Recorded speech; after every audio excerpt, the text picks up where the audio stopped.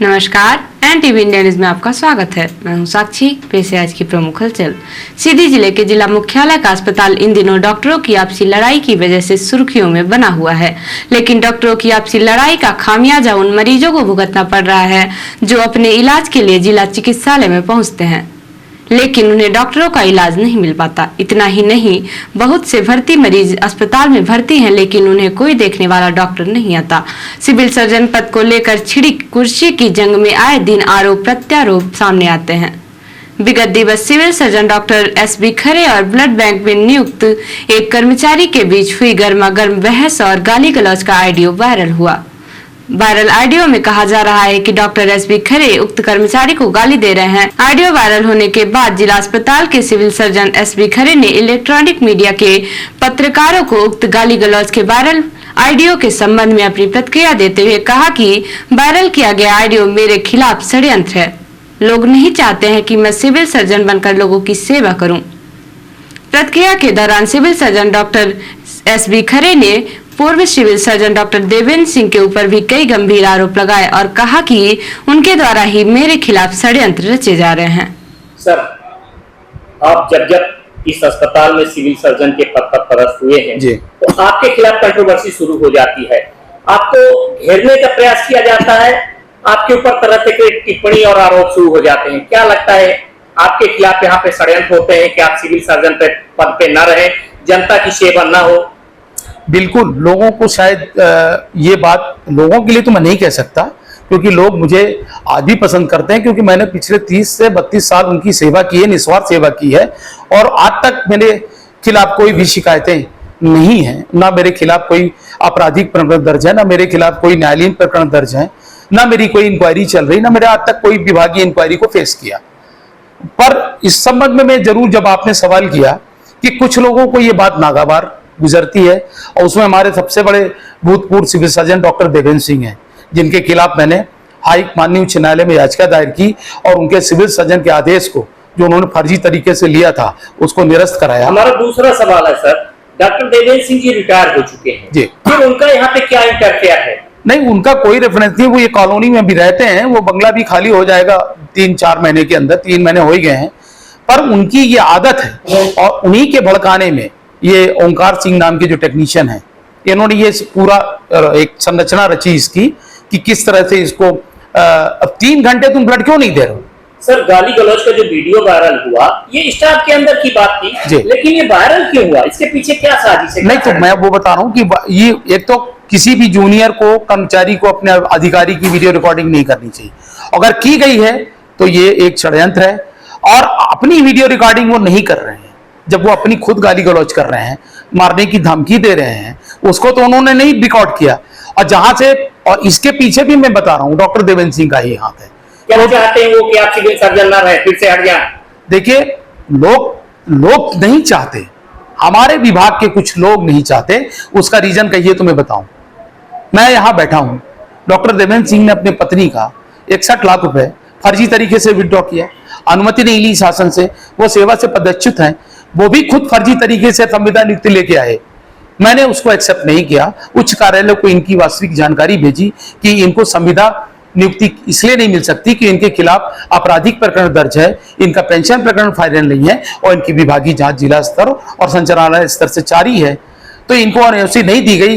और संविदा नियुक्ति में स्पष्ट लिखा है कि जिस भी चिकित्सक के खिलाफ इस तरह के मामले दर्ज हैं, उन्हें संविदा नियुक्त नहीं दी जाएगी। अगर वो फर्जी तरीके से लेते हैं तो दंडात्मक कार्रवाई भी की जाएगी। सर, इतनी दिक्कतें आ रही हैं, जो जिला अस्पताल में रोज की स्थिति है, मरीज इससे परेशान हो रहे हैं, जनता परेशान हो रही है, जो स्थिति पैदा कर रहे हैं, आपको हटाने के लिए हो या आपको बदनाम करने के लिए हो, इस संबंध में क्या आपने शासन से पत्राचार किया, कलेक्टर से बात की? जी, मैंने शासन से पत्राचार किया, कलेक्टर महोदय को भी मैंने बताया, व्यक्तिगत रूप से उनको पत्र भी लिखा है, और उन्होंने कहा आवश्यक कार्यवाही करने के निर्देश भी दिए हैं।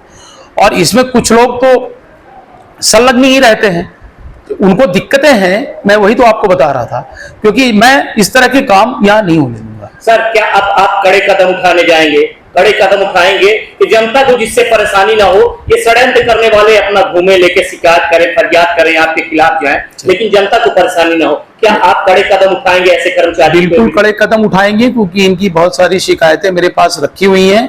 मैं ये सोच रहा था कि चूंकि कर्मचारियों की कमी है, पर अब मुझे ऐसा लगता है कि जब इस तरह की अनुशासनहीनता अगर हमारे मातहत कर्मचारी अपना वीडियो वायरल करके डॉक्टर देवेंद्र सिंह जैसे साथी लोगों को देंगे, और मैं मीडिया से भी ये अनुरोध करता हूं, मीडिया का अपना दायित्व अलग है, वो मीडिया अपना काम कर रही है, ऐसा नहीं है, वो वास्तविकता भी लाएगी और जहां भी गलती होगी उसको भी वो प्रोजेक्ट करेगी। मैं ये नहीं कह रहा हूं कि मीडिया को ये भी देखना है साथ में कि अगर कोई गलत तरह का वीडियो ऑडियो वायरल करता है तो उसको उनको आकलन करना है, उसकी वास्तविकता को पहचानना है, उसके बाद स्वतंत्र है, गलती जो करेगा वो खुद ही भोगेगा। जिला अस्पताल में सिविल सर्जन की कुर्सी को लेकर चल रही उठापटक का खामियाजा जिले के बेगुनाह मरीजों को भुगतना पड़ रहा है।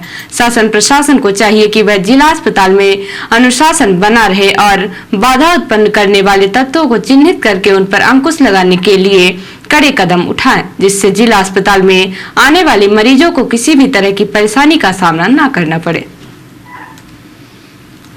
देश के प्रधानमंत्री नरेंद्र मोदी के ऐतिहासिक 9 वर्ष के कार्यकाल को भव्यता से मना रहा है। वहीं डॉक्टर श्यामा प्रसाद मुखर्जी की कमी हम सभी को खलती है, किंतु उनके सपनों को प्रधानमंत्री नरेंद्र मोदी धारा 370 हटाकर पूरा किया। एक विधान और एक निशान को लेकर देश के लाडले सपूत डॉक्टर मुखर्जी ने जम्मू कश्मीर में अपनी शहादत दी। उक्त आशय के विचार भाजपा जिला अध्यक्ष देव कुमार सिंह चौहान ने डॉक्टर श्यामा प्रसाद मुखर्जी बलिदान दिवस पर आयोजित कार्यक्रम में पार्टी कार्यालय में भाजपा प्रदेश कार्य समिति सदस्य इंद्रशरण सिंह चौहान की विशेष उपस्थिति में कही। भाजपा जिला अध्यक्ष श्री चौहान ने कहा कि डॉक्टर श्यामा प्रसाद मुखर्जी भारत माता के लिए जिए और भारत माता के लिए शहीद हुए। देश सदैव उनका ऋणी रहेगा और प्रधानमंत्री नरेंद्र मोदी उनके सपनों को साकार करके एक देश, एक निशान और एक विधान करके उनके दिखाए गए मार्ग पर चलकर उसे पूरा किया। जिला उपाध्यक्ष रविचंद्र सिंह परिहार, विक्रम सिंह चौहान, अमलेश्वर चतुर्वेदी ने भी डॉक्टर मुखर्जी के कृतित्व एवं व्यक्तित्व पर विस्तृत रूप से प्रकाश डाला। इसके पूर्व उपस्थित अतिथियों एवं कार्यकर्ताओं ने डॉक्टर मुखर्जी को पुष्पांजलि अर्पित कर श्रद्धा सुमन अर्पित किया। इस अवसर पर अनेक पार्टी पदाधिकारी और कार्यकर्ता उपस्थित रहे। चुराट विधानसभा क्षेत्र में इस समय भय और डर का जो वातावरण बना है, उससे आम जनता को भयभीत होने की जरूरत नहीं है। डरा और धमकाकर किसी को अपने बस में नहीं किया जा सकता। समय आने पर चुरहट क्षेत्र की जनता जवाब जरूर देगी। उक्त बातें पूर्व नेता प्रतिपक्ष अजय सिंह राहुल ने चुरहट विधानसभा क्षेत्र के अंतर्गत ग्राम मड़वा एवं गुजडेर में जन संवाद कार्यक्रम के तहत आयोजित आम सभा में कही। उन्होंने कहा कि जब मैं मंत्री और विधायक था तो शासकीय कर्मचारी खुलेआम मेरे विरोध में प्रचार प्रसार करते थे, किंतु मैंने कभी उनका ट्रांसफर तक नहीं कराया। मैंने कभी भी बदले की राजनीति नहीं की। विगत कुछ वर्षों से चुराट विधानसभा में जिस तरीके से राजनीतिक परिदृश्य बदला है, उससे आम जनता को काफी परेशानी झेलनी पड़ रही है। आज बिना पैसे का कोई काम नहीं होता। लोगों को छोटे छोटे कामों के लिए दर दर भटकना पड़ रहा है। उन्होंने कहा कि विंध्य में भाजपा का जनाधार दिन प्रतिदिन घटता जा रहा है। प्रदेश सरकार से आम जनता काफी परेशान है, इसीलिए प्रधानमंत्री और केंद्रीय गृह मंत्री मुख्यमंत्री विंध्य का भ्रमण कर रहे हैं। जिस विंध्य ने प्रदेश में सरकार बनाने में अहम भूमिका निभाई थी, उस विंध्य को सरकार ने काफी उपेक्षित रखा। विंध्य की जनता इस बार भाजपा को करारा जवाब देगी। उन्होंने कहा कि प्रदेश में कांग्रेस की सरकार बनते ही नारी सम्मान योजना के अंतर्गत हर महिलाओं को 1500 रुपए मिलेंगे। इसके साथ ही 500 रुपए में गैस सिलेंडर, 100 यूनिट तक हर व्यक्ति की बिजली माफ रहेगी और 200 यूनिट तक बिजली हाफ मिलेगी। पूर्व नेता प्रतिपक्ष ने कहा कि किसानों का जो भी कर्जा है वह माफ कर दिया जाएगा। इन योजनाओं से आम जनता को सीधा लाभ पहुंचेगा।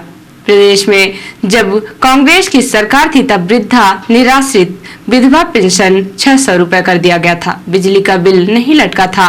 किसानों का कर्जा माफ हो गया था। यदि कांग्रेस की सरकार 5 साल तक रहती तो प्रदेश की तस्वीर बदल जाती, किंतु भाजपा ने धन बल के चलते कांग्रेस की चुनी हुई सरकार को गिरा दिया और अब प्रदेश की जनता को गुमराह करने की कोशिश की जा रही है। श्री सिंह ने कहा कि प्रदेश के मुख्यमंत्री जहां भी जाते हैं वहीं ताबड़तोड़ घोषणा कर देते हैं। पुलिस अधीक्षक सीधी डॉक्टर रविंद्र वर्मा के निर्देशन अतिरिक्त पुलिस अधीक्षक सुश्री अंजता पटले के मार्गदर्शन में थाना प्रभारी मझौली उप निरीक्षक दीपक बघेल के नेतृत्व में चौकी प्रभारी मड़वास उप निरीक्षक केदार परौहा द्वारा ठगी करने वाले आरोपी को गिरफ्तार किया है।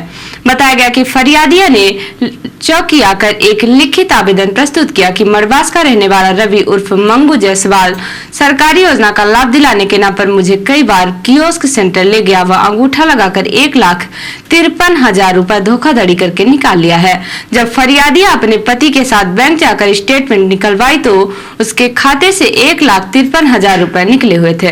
पुलिस ने फरियादिया की रिपोर्ट पर धारा 420 के तहत का अपराध कायम करके आरोपी की पता तलाश की और आरोपी मंगू उर्फ रवि जायसवाल पिता राजेश जायसवाल उम्र 30 साल ग्राम बैरिहा मड़वास चौकी मड़वास थाना मझौली जिला सीधी को गिरफ्तार कर न्यायालय पेश किया गया। इसके पूर्व में भी उक्त आरोपी के विरुद्ध धोखाधड़ी के 2 मामले चौकी मड़वास में पंजीबद्ध किए गए थे। उत्तराखंड के नैनीताल में भीषण गर्मियों के बाद मौसम अब खुशगवार हो रहा है। रिपोर्टर हिमानी रौतेला ने बताया कि नैनीताल शहर में सुबह से ही झमाझम बारिश हो रही है। इस वजह से नैनीताल में चारों ओर कोहरा छाया रहा। तेज गर्मी के बाद हो रही बारिश से पर्यटक काफी खुश नजर आए। और अब पेश है प्रादेशिक हलचल। भोपाल कांग्रेस ने शेयर किया पूर्व मंत्री का वीडियो, बच्चियों से शर्मनाक हरकत का लगाया आरोप। बिसेन बोले FIR कराऊंगा। सागर में घर गिराए जाने पर मायावती की एंट्री। बसपा सुप्रीमो बोली बुलडोजर राजनीति स्कूल तोड़ते तोड़ते दलितों के घर गिराने लगी। कटनी जिले में बीजेपी से विधायक रह चुके ध्रुव प्रताप सिंह और कद्दावर नेता शंकर महतो ने कांग्रेस में शामिल हुए और 7 लाख की सदस्यता वाले घोर हिंदूवादी संगठन ने कांग्रेस का दामन थाम लिया। बजरंग सेना के रणबीर पटेरिया ने कहा कांग्रेस हिंदू विरोधी नहीं है। और अब पेश है राष्ट्रीय हलचल। बीजेपी के खिलाफ 15 विपक्षी दल एकजुट। नीतीश बोले एक साथ लड़ने पर सहमत बनी। लालू ने कहा देश लूट के करार पर खड़ा है। अमित शाह बोले पटना में विपक्षी एकता सिर्फ फोटो सेशन। जम्मू में कहा 2024 में मोदी 300 से ज्यादा सीटें लाकर तीसरी बार पीएम बनेंगे। बंगाल चुनाव के लिए सेंट्रल फोर्सेज की 822 कंपनियां मांगी। राज्य चुनाव आयोग ने हाई कोर्ट को दी जानकारी। और राहुल गांधी से बोले लालू यादव महात्मा जी अब शादी करिए, हम बारात में चलेंगे। राहुल बोले आपने कह दिया अब हो जाएगी। तो ये थी आज की प्रमुख हलचल। नमस्कार।